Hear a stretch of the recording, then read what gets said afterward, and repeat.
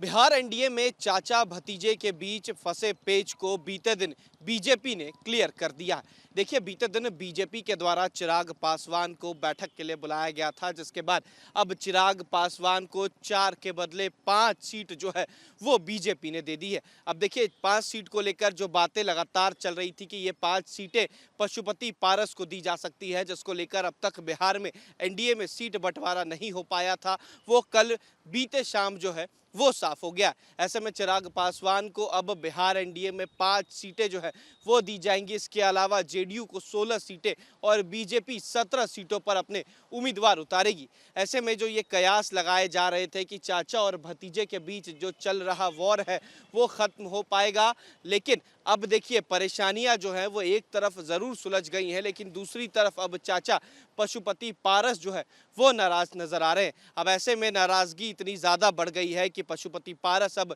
केंद्रीय कैबिनेट से इस्तीफा देने तक की बात जो है वो कर चुके हैं, क्योंकि आज राष्ट्रीय लोक जनशक्ति पार्टी के द्वारा एक बड़ी बैठक दिल्ली में बुलाई गई है और इस बैठक में तमाम पार्टी के बड़े नेता जो है वो मौजूद रहेंगे। ऐसे में पशुपति पारस आज एक बड़ा निर्णय ले सकते हैं। यह निर्णय एनडीए से अलग होने का भी हो सकता है, क्योंकि एक तरफ जहां कल दरार देखने को मिली, वहीं दूसरी तरफ महागठबंधन से पशुपति पारस को हाजीपुर सीट का ऑफर जो है वो दे दिया गया है। केवल हाजीपुर सीट नहीं, हाजीपुर सीट के अलावा 5 ऐसे सीट जहां पर पहले से उनके सांसद थे, वो सारी सीटें जो है वो ऑफर की गई है। और ऐसे में एक बड़ी बैठक जो है वो आज पशुपति पारस के घर पर होगी और इस बैठक के बाद ये निर्णय साफ हो जाएगा कि क्या पशुपति पारस एनडीए में रहते हैं या फिर एनडीए से बाहर जाते हैं। क्योंकि कल जब 5 सीटें चिराग पासवान को दे दी गई तो ये माना जा रहा था कि अब पशुपति पारस को या तो राज्यपाल बनाया जाएगा या फिर राज्यसभा भेजा जाएगा, लेकिन ये दोनों बातें जो है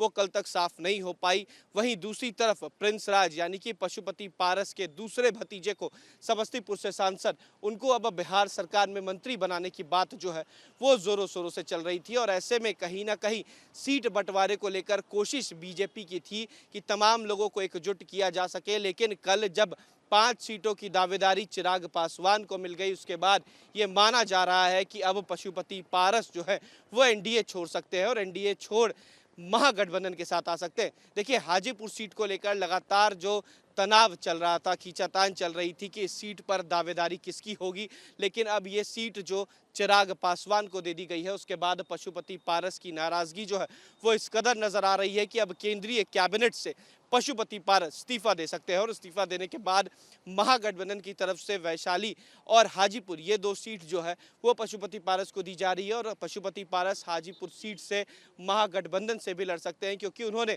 साफ कहा है कि हाजीपुर सीट जो है वो मैं नहीं छोड़ूंगा। अब देखना होगा कि जिस तरीके से कोशिश बीजेपी की थी कि चाचा और भतीजा को एक साथ लाया जा सके, लेकिन नीतीश और चिराग को जरूर साथ ले आए, लेकिन चिराग और पशुपति पारस एक साथ नजर नहीं आ रहे। वीडियो जर्नलिस्ट सत्येंद्र कुमार के साथ उत्कर्ष, न्यूज़ नेशन, पटना।